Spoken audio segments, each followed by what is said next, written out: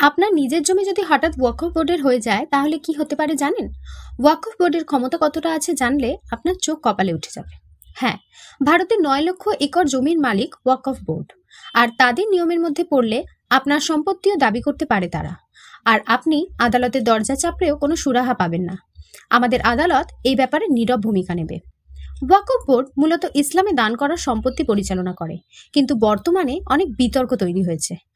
1995 সালের আইন অনুসারে যদি ওয়াকফ বোর্ড মনে করে কোনো জমি ইসলামের নামে দান হয়েছে, তাহলে সেই জমি তাদের হয়ে যায়। এমনকি জমির মালিকও তা আটকাতে পারে না। ভারতে ওয়াকফ বোর্ডের জমির পরিমাণ ভারতীয় রেলের পরে দ্বিতীয় বৃহত্তম।